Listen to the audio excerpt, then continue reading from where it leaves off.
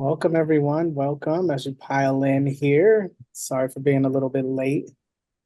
Um, yeah, just testing some things out on the back end. See, just situate my screen here. There we go. So just in case you're not in the right space, this is placemaking to placekeeping events as launch pads for sustainable community revitalization. I think that might have to be the longest title of the whole entire conference. My name is Roshaun Davis. I am broadcasting live from Sacramento, California. I've been in the placemaking and placekeeping space for about 16 years now. Started my company back in 2008. Just really wanted to do some cool stuff for Sacramento. I'll get into a lot of the stuff that we did later, but we'll just go around and start with some introductions, and want to introduce my panelists here, Karl and Virginia. Just kind of, introduce yourself and then what your background is, and then we'll get started with some good conversation. You want me to go first? Sure, yeah, you said it first. Sounds good. Everyone, my name is Virginia KIRK. I am from Shiprock, New Mexico. It's located on the Navajo or Dene Reservation. I am Dene. I was born and raised here. A little bit of background on me is I'm a mom too, and I take care of my grandparents. I just had this business. My family has had a business for a long time, but my heart was always going into either sports or academics. But the business kind of came back around. Parents got older. My dad's older, and now it's me here taking care of KIRK Center. So I'm representing KIRK Center, which is located in Shiprock, New Mexico. And within KIRK Center, we have little businesses, and one of them is called Mod, and that's where we have our artists come in and perform. But I have a bachelor's in criminal justice from New Mexico State, and I'm also trying to get my master's through Fort Lewis College. What else? Right now, I'm like concentrating on developing KIRK Center in the ripple effect of helping the community as well, which will also, I feel like it will also come back and create what my vision I have for KIRK Center. And that's me, Virginia. Perfect, thank you. Good afternoon. My name is Karl Duncan, and I'm Merkura, Hidatsa, Mandan, and San Carlos Apache. And I'm the executive director at the Po Cultural Center here for the Pueblo Poake. And we're located about 15 minutes north of Santa Fe. And we're one of 6 of the Tewa-speaking pueblos here. And we're a tribal museum. And so we're a program under the Pueblo here. And we run a number of different programs here.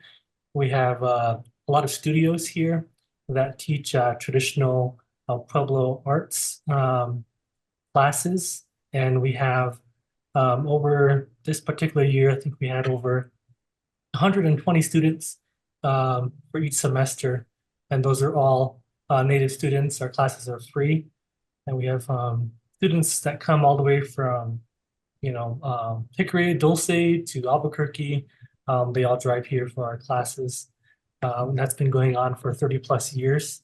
We also have a museum, collections, archives. And then we also have gift shops, and we run annual events. And one of the festivals that we started up right after the pandemic as a result of it was the Pathways Indigenous Arts Festival. And that's quickly grown to the 3rd largest Native Arts Festival in the country. And so we're really excited about that, trying to create access for Indigenous artists, creatives, entrepreneurs to have a venue in August to showcase their work. So I'm really excited to be here, and thank you for having me. That's so dope.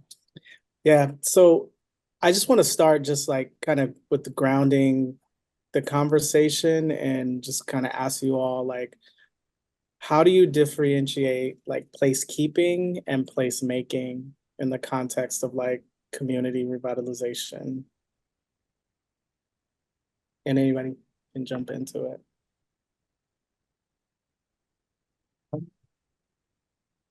Place, so I guess ask that another way. Yeah. So like, you know, there's just the const or the understanding of like what the difference between placekeeping is and placemaking. Like, how do you guys differentiate it? Well, Place, I would think that, um, how you define placekeeping, is keeping, are you keeping things to yourself, or that it's more like it's gonna be a permanent thing. And I think that's what we were kind of talking about, that concept of permanence. And that's something that I feel is really important. And coming from, our native background, the idea that everybody came from a particular place, and that the land, the everything that's taught, the concept of that space is so important. And that's where we create our values. That's where we create our traditions that keep a healthy society, healthy culture moving along. And so the idea of permanence and the idea of it being um, supported and seen in that way um, is something that is inherent, I believe, um, for Native people, that it's not something new. That the idea is that we've always been doing this. We've always been trying to um, identify it as a place where you came from. That's something you always say when you meet somebody, where are you from? And that helps kind of give context and background. So that's kind of what we try to do here with our different programs is we're less worried about tourism, and less worried about other people and their um, experience or judgment, but we want to create a authentic place for ourselves, and so that the community can benefit at first, and that creates a unique event, a unique program that eventually other people will want to see and be able to say, hey, I want to go see that because that's authentic. What they're doing is of value, comes from a valuable place. So that's where I kind of see the idea of placemaking and placekeeping. That's good. And someone from the crowd said it would be helpful to define placemaking. And I think that's a good thing because, for me and just my background, I just grew up in a neighborhood here in Sacramento, and saw a lot of people like leaving Sacramento to go to like other cities because like the creative outlets, the cool places were in other places and they could give their creativity to other cities like New York, San Francisco, LA, like go away. And so for me and my wife, it was like, how do we get people to like stay, and stay in Sacramento and want to be in Sacramento? So we just rolled up our sleeves and started doing events and started, taking over empty warehouses and turning them into design markets, taking over blocks and like doing pop-up block parties and things like that. And to us, it was just this way of like giving back to the community. But then from the outside urban planning perspective, people started calling us placemakers. And it's like, I don't really understand like what that actually means. And until we actually defined it and started like learning about it, it's like, oh, well, I guess that's what you can call us. But for us, it's just like we just love doing stuff in our neighborhoods and our communities. So I think that's a good kind of approach to do. So I looked it up and it says placekeeping is the active care and maintenance of a place and its social fabric by people who live and work there, is one of the quick definitions I just Googled. And so, one of those things like does that help kind of ground the conversation in that sense? Like Virginia, how do you look at that? oh yeah. So I think I would lean more toward placemaking Mhm. because in my community, I feel like a lot of the elders are still here and a lot of the generations are still here. So where I am at KIRK Center, as far as placemaking, making it creative, I for example, I am encouraging people to set up their food trucks in a different way because of the way things are set up in our community. People can't really open a business like overnight. I mean, we have our challenges, we have our struggles, we don't have street numbers, we don't have addresses.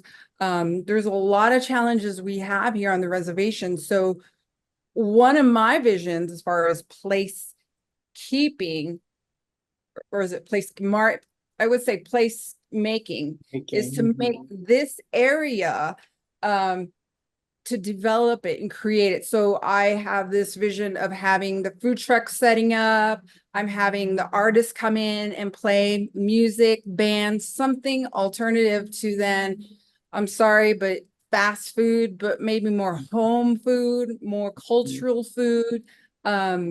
Just from the whole range of that. And then also incorporating, we have our vendors, we have the artists, we have making jewelry all together in this area. But make it very nice and very just, simple, but very nice and clean and affordable for the community. And that is part of my vision. So I guess I'm leaning more toward place making to make it more creative for the people who are here. I love that. I love Yeah. that. Anything you want to add in there, Karl?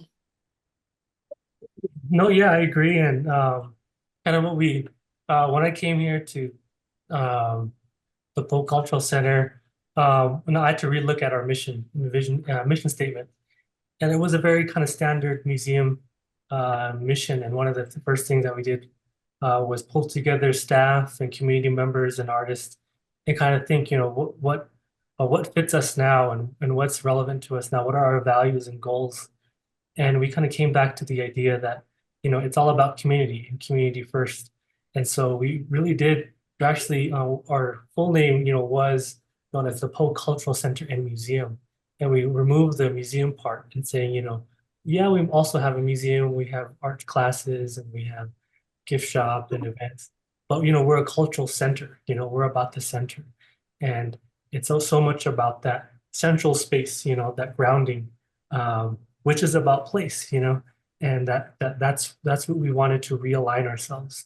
And so all the programming continued to adjust and change so that it was continued to exemplify more Tewa Pueblo values. And with that, a lot of the community members around here saw that this space was a place for them, a venue for them, or they can utilize. And so we became a resource.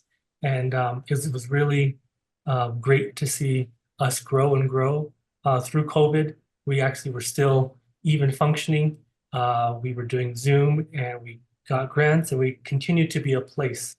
And we gave out financial support to artists. We gave out, different little tidbits of how do you do your business on Facebook Marketplace? How do you run your business virtually? So we tried to continue to still be a virtual space, bring people together on things like this through Zoom, where we'd have discussions about how other artists would do it, experience. So we continued, no matter what the situation was, to always have place and community and a center be the value that we followed. And so that always was our kind of North Star. And I think it should be for everybody. Everybody should have that. We shouldn't be chasing something just to chase it, that we're doing it for our own values. Yeah, I love that thought. And because, for me, when I think about it, it's like I would see other things happening in other places, right? But it's like that doesn't necessarily make it right for Sacramento, right? And so like partly, the work that we did and continue to do is like what's right for our city, just because it works somewhere else doesn't mean it'll work here.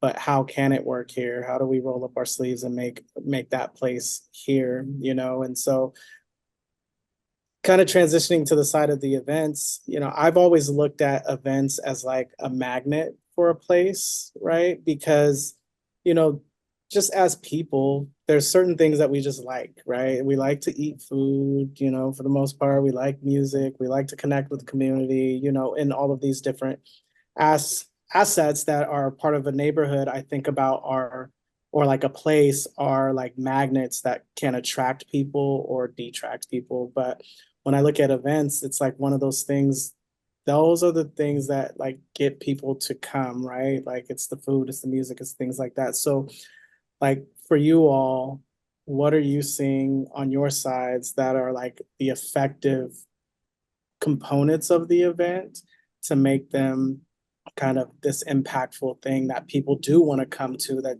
you know, do like when they see themselves there, they say, I can see myself here, you know, like what are those things that you're seeing? I feel like with the artists that come in, so I have a lot of genres of artists that come in, from country to ska to like just what is it, heavy metal, and these are, a lot of them are native artists, and just solo artists as well, and they come in and they perform. But the great thing that I have seen from this is that they bring the community together. They come out and they perform. The other thing is that out of just this idea, when we talk and we get together, it's like we fundraised for this was it a no-kill shelter called Turquoise Paws, and they actually pick up the strays in the community. The stray animals in our on the res. We live on the res, and we don't have the shelter, we don't have the veterinary, we don't have that kind of care here. We're very challenged here on the res. But the artists, we got together and they put on a music festival to fundraise for this no-kill shelter, and that has just come around. It's just the come around thing. The Turquoise Paws comes and picks up the animals, and the band, the money that they made, they put it back, so it worked together.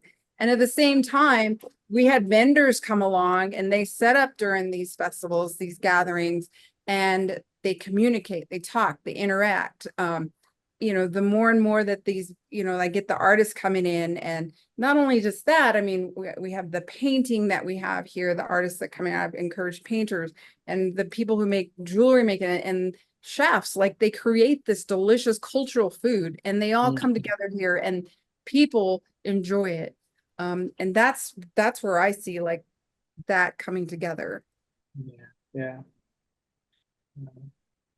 What about you, Karl? We have our event pathways, and that's kind of our premier event that we have. And so one of the things that makes our event special is that it's on tribal land. It's run by a tribal entity, and we're based in with tribal values. And so yes, we do have, it is a market, but more importantly, it's a space and an opportunity for creative entrepreneurs to showcase their art, and or their fashion, or their film, or their food. And so we have a lot of different artists that come through, that this is their very first market that they've ever done. And we try to make it accessible. The prices are a lot lower. We're doing our best to write grants to we bought in all of our tables, we bought all of our chairs. We're trying to make a sustainable long term, and find ways to keep this going for the artists, again, so that the artists aren't the ones have the burden of funding the event, and the booth prices are so high. So we want this to be a true opportunity for them. We also have over 30 performers on we're spanned over 3 days. I think we take care of our artists, we take care of our performers. I know a lot of other venues, they don't get paid. Performers don't get paid. It's for publicity. But my family has a native dance group, and so I know what it takes to travel somewhere, to take care of your outfits and everything. You have to eat, you have to stay somewhere. It's a lot that it takes into just going somewhere, and performing and setting up and all of that. And so that's what we're trying to do, is we're trying to do the heavy lifting throughout the year, so that when it comes down to the event, all of the participants have a great time. We've been developing fashion, but also a film program. So we've kind of teamed up with Sundance, and they have a indigenous short films program where they teach filmmakers, and then at the very end they have an end product. And so they need a venue to show that, so they can show it at Pathways. And then everything's free. So the parking's free, the admission is free. We're trying to make everything as accessible as possible. So those are kind of what we're trying to do is, free is the magic word, we want to make a component of ours is free. Everything's accessible, and that's what we're trying to provide. And that's the difference I feel that we're trying to do with a lot of other markets that are out there. But yeah. No, that's dope. I appreciate you all sharing that. I look at it in the way of I've had to learn. I'll say I've had to learn since the pandemic. Like if you would have asked me before the pandemic, I would have just told you like we had an event agency, we produced events that brought the community together. But once the pandemic hit and we couldn't do events anymore, I had to learn a new language about how to talk about the events and talk about the impact of the events. And then started to do like the behind the scenes, talk about the economic development of an event, right? And so, Karl, as you're saying, minimizing those costs for, artists and creatives, like that is a true, like what they call an economic driver, or, you know what I mean? That can like really help somebody make a lot of money. And so when we started to do like this event that we thought that brought out 3,000 people and was just like this cool thing to connect the community as like this accessibility piece. Like once we started to look at it and like do the math on it and ask like some of the homies around, like, okay, how much did you make at the event? And it was like we did the math in one season doing a monthly event for 6 months. In one season, it was bringing in like $3 million in revenue for the folks that are in the tents, not even calculating like the folks that came into the neighborhood and shopped at the different shops and things like that. And then once you're starting to talk about it in that way, it becomes this thing of like, oh yeah, this event is an economic driver. It is something that we keep accessible for the community and like folks can show up. It does make money for the artists, for the performers. And so it is a viable thing, not just like something cool that you do. It is really something that can be sustainable for the community. So I love the fact that you're like looking at it in that way, right? And saying like, this form of music can also help other folks, or us, investing into these different things helps bring those barriers down for folks to like grow and make money. So that's really dope. Let's talk about some of like the common challenges. What are some of the common challenges that you're seeing from events, when you're doing this work? My challenge is, well, I just have a little venue. It's just me. And my family is small. So my dad is the owner of this business site lease here in Shiprock on the Navajo Reservation. So I don't have any, it's not Navajo Nation run, it's not government run, it's like family owned. Because I believe in art and creativity, and how it will help the community. The challenges I face are like being able to afford people who could help me, because my costs are very low so that people could rent the building for their venues or their festivals. I don't charge for food trucks that come in here, but keeping the area clean has been challenging for me. We don't have a local waste management here, so I'm the trash person who picks up trash. Yeah, that's my challenge. The challenge is internet is not quality here on the reservation. so I carry around a hotspot. Uh, And it would be great if we had that available. My challenge is keeping the building up to quality. And just recently we were able to put in an indoor restroom for my vendors, my market vendors, which was just everybody working together in finding a local person to, it's like I had like several different plumbers come in. So the challenges of being on the reservation, and being, that, yeah. And no, there's just other things that come along with it. But I think the hard part is I would like to see employed people in my community to help build this, or to see this vision come through of having this, having a nicer venue, having better lights, having better utilities, having a cleaner property. But it's just where it is now. But I'm pushing for it. I'm like for it. Yeah, I like it. What about you, Carl? What are some of the Yeah, challenges? when we started our first pathways, it was a lot of hard work. It was a lot of hours, there was a lot of physical work. It was planning things out, a lot of, just figuring out how to do something to the scale that we had. We've done smaller markets before, but to this scale we haven't. And it just took a lot of manpower to move, that many tables and chairs and push through and answer questions with artists. It was a lot of coordinating. It was really a lot of work.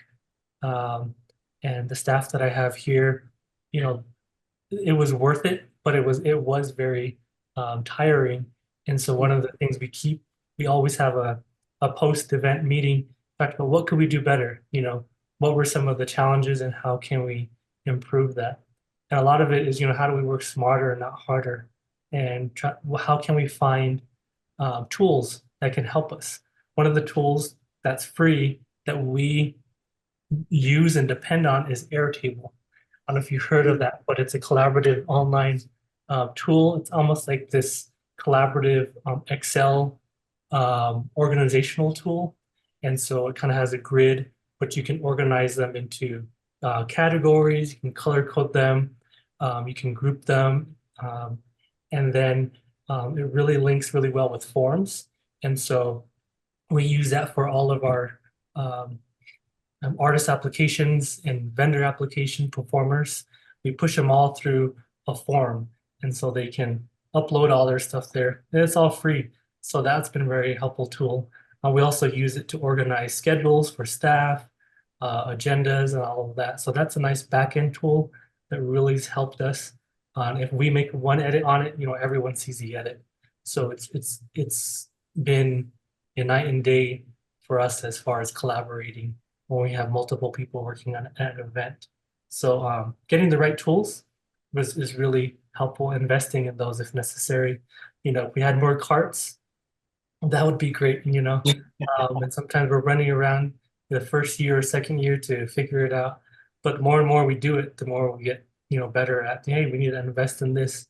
We'll write a grant and we're going to get that to help us. We bought our stage, we have a 20 by 30 stage now. So it's great. So we're slowly building this up and investing. And then we see other people in that nearby other programs asking for that. Can we borrow this? Can we do that? And then we're actually making a profit off of it from other programs, people who want to use it for their own personal or private functions. And we rent those items out, for the event. And they're just sitting all year round. But now we can rent out tables, chairs, stage, or smaller tents. So it does help us out year round. That's dope. And it was going to be kind of like the next question I asked was just around the sustainability. Like, how do you make these things sustainable, and like, it's little things like that, like when you're investing. And I always remember, like, for us, we would rent out like these tables because part of one of the events we did was create like this long dining table all the way down the block. So folks had to sit together and talk with each other, because what we were seeing in the neighborhood was like, there was a cycle of gentrification happening, but then there was also this rich history of folks that were there and they weren't talking. And so one of the things we did was create an event called Gather. And it was, you know, a communal dining table all the way down the block, and then a stage for live music, and then food and all of those things. And when we did that, it was just like, all right, if we're going to do this on a consistent basis, how do we begin to, like, you know, invest, you know, instead of just renting out the tables every time. So it's like thinking about ways to make it sustainable, but also then creating these little spaces where, yeah, you can rent it out or anything like that. What are you kind of finding, Virginia, in your space, the ways that you're making things sustainable and like pushing ahead? Making use of whatever's donated to me. Like, I have a great Good. community. I have some great people here that actually, they're like, hey, I got this. I think it's going to work. And I think connecting with people, the vendors, connecting with the artists, and they come back and they see this, they see what I'm trying to do here. And they'll be like, I found this drum kit for you. Maybe you can, have it set up as a prop, or maybe one of the band members forgets something. So I'm always like, people are donating items, and I make use of it.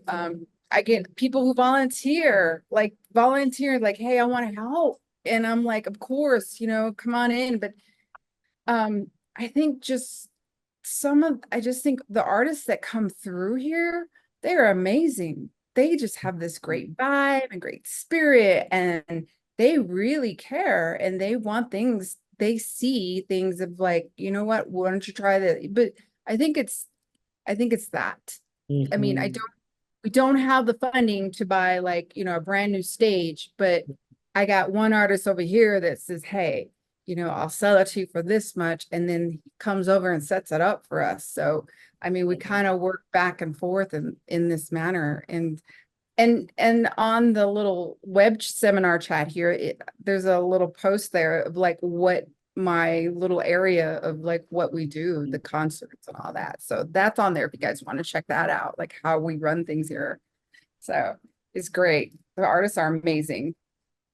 Yeah, that was gonna be my next question. You're like, you guys are just kind of jamming on it. I love it. But it's like, how do you include like locals into, you know, the events or, you know, the building of them? Was what I was gonna ask, but you answered it. Karl, do you have anything to add to that one as far as like just influencing like the locals or infusing like locals into the event side or just the collaboration side? Well, we tried to create panel discussions, and we had live demonstrations for artists to come in. So a lot of them are local artists that come in. As far as the public, we teamed up with other people. Again, I think it's more like teaming up with other people to, again, not work as much, and a certain other entity can come in for a few days, and they're the ones who can take care of the kids' corner, because a lot of work to maintain that, but we can get another group to be able to manage that. So we try to work collaboratively with other programs and organizations, and they kind of help plug into other places to make the experience a lot more dynamic. Because we can't do it all, and it is a lot to do for anyone to by themselves. So we try to collaborate. I think that's the key, is collaborating with other local entities to see what they bring to the table.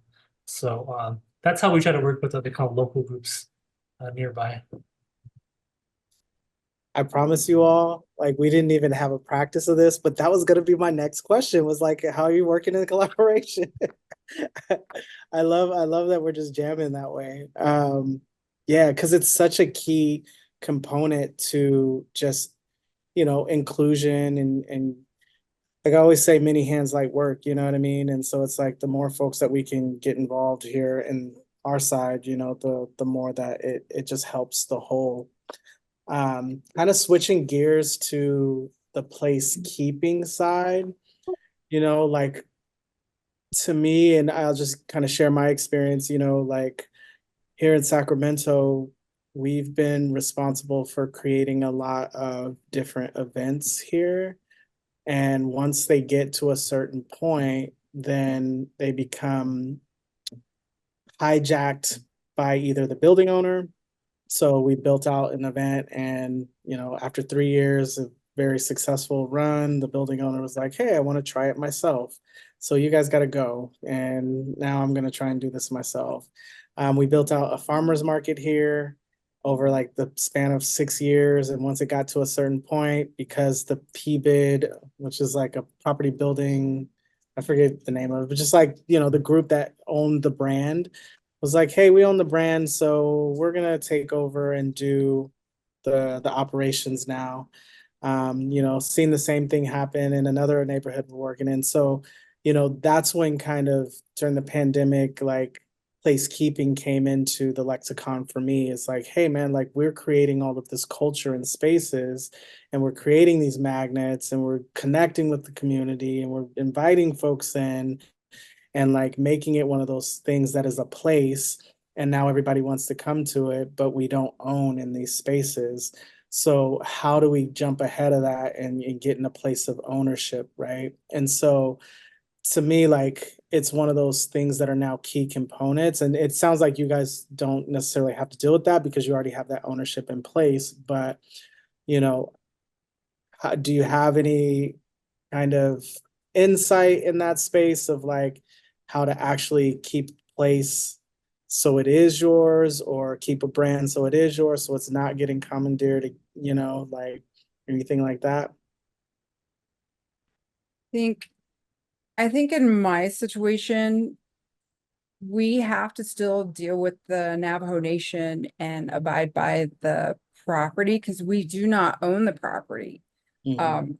We are leasing it from the government. So with that, we still have to comply with whatever rules and regulations that they have on us to have a business site lease. With that, I think with changes in the guy, like they're seeing the changes, like the market, I call the people who are here unique entrepreneurs. The people who sell here on our lots, they have their business in the back of their vehicle.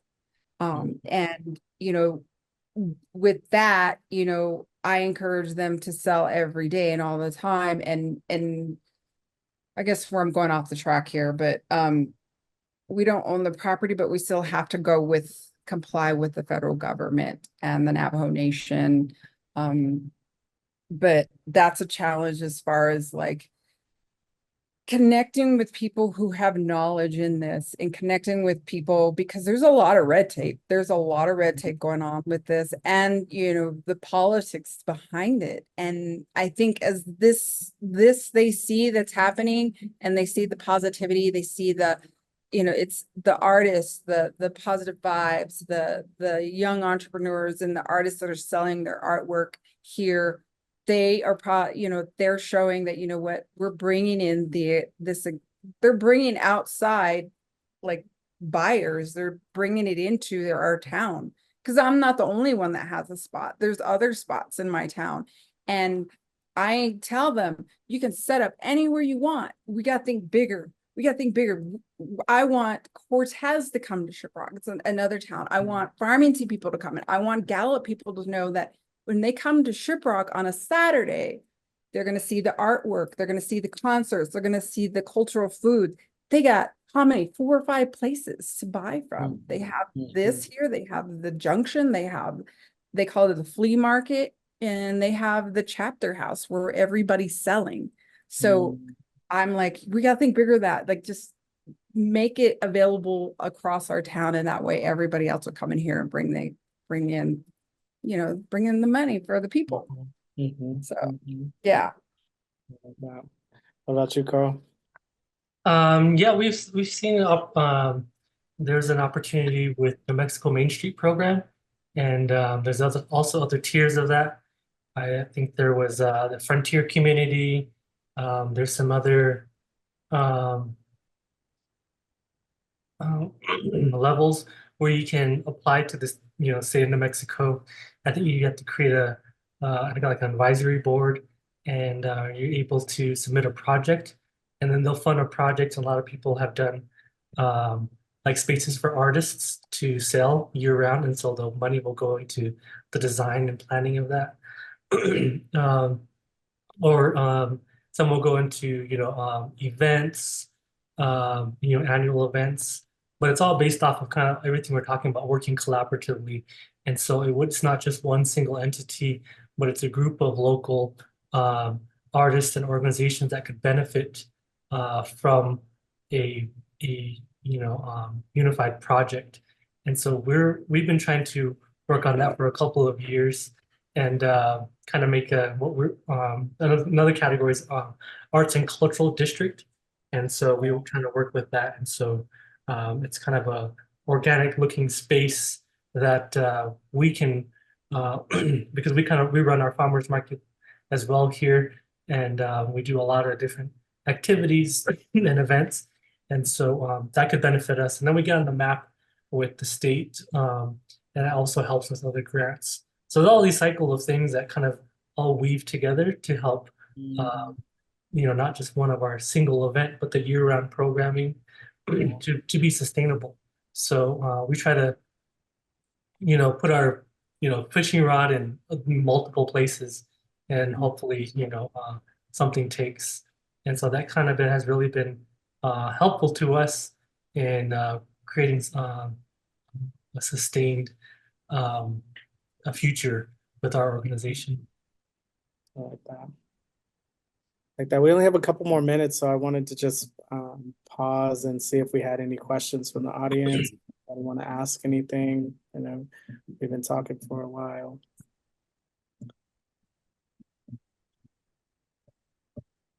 Give it a couple minutes, just questions.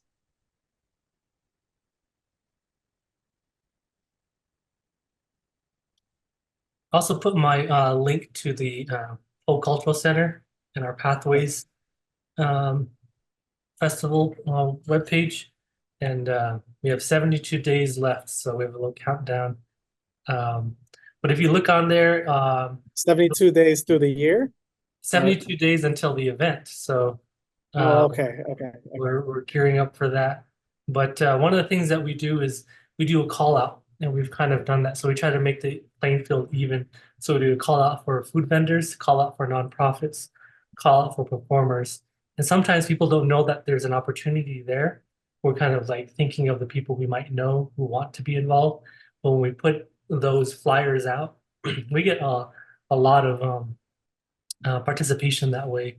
And it kind of creates that, again, access that everybody, as long as they can come in and fill out the form and have an opportunity to, put their nonprofit, if they're a band or they're a poet or a storyteller, a comedian, everyone has a fair chance. So we're just not, selecting a few.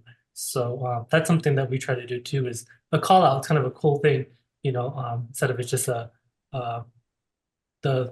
powers that be deciding, what is great music, what's great performance. We have a variety of experience of bands and experience of different people, hip hop, to traditional, native dancers. So it's a wide array. So we have a couple questions in the chat. So Jessica's asking, do you do collaborations with photographers to document the events? And then Cecilia, I'm not native. Would it be okay to attend, or is it specifically for natives? For KIRK Center, it's open, all ages, anyone is invited to come to any of the events. A lot of the bands do have their follows, and they follow them across wherever they're playing. But I do post a lot of the events on KIRK Center. It's on Instagram and Facebook. I do not have a webpage yet. And the other question of, what was the other one? The first one? Do you do collaborations with photographers to document the event? Photographers, it's so raw. We get all the people like doing their own, but it would be great to have like a top view and a different, that's art too. I mean, we have some good views here. We got the shiprock itself. It'd be nice to get a nice picture of that. There you go. There you have it. What about you, Yeah, Carl? yeah, the pathways is open to the public. Okay. And we have hired some photographers to help us out because yes, our staff are doing multiple things. They're making sure the performers have their dressing room ready. They know when to go on. We're rushing around, posting our own photos as it is. Trying to promote it throughout the event. But it's important to have event photographers to document all of it, so we don't have to be there. Then we see their dozens and dozens of photos, and really great to capture things because multiple things are going on at the same time. We're not able to get it all. So that's a great comment. So I hear yes, they do, and come through. I appreciate everyone coming through. I appreciate you all sharing your time and appreciated the conversation. Just kind of wrapping up some of the things that I heard was um, a strong sense of unity and a strong sense of collaboration. So I'm taking that away. What are some like two keywords you all are taking away from the conversation? I want to say the placemaking. That's I've never heard it before, but after you explain it, that's what we're about, and I'm going to use that more often, educate the community. The other one is just the connectivity, the connection. That's very important, and that's what brings us together, the community, whether it's cultural or individual. That's very important. I love this too. What about you, Carl? Yeah, I like we brought up collaborate, and then the importance of that and how we were doing that. So in collaboration is key. You can't do it all by yourself, and having other people with new ideas is great too. You know, so getting more minds together. And then again, community, I think that's, all about placekeeping and placemaking. It's all about, building that community. So it is authentic and it is of value to the people there. And the visitors will definitely, value that. They'll say it's a unique experience if you have something that is unique and honest, has integrity. So thank you. Perfect. Well, thank you all. Have a good night. See y'all again. Great. Thank you, guys.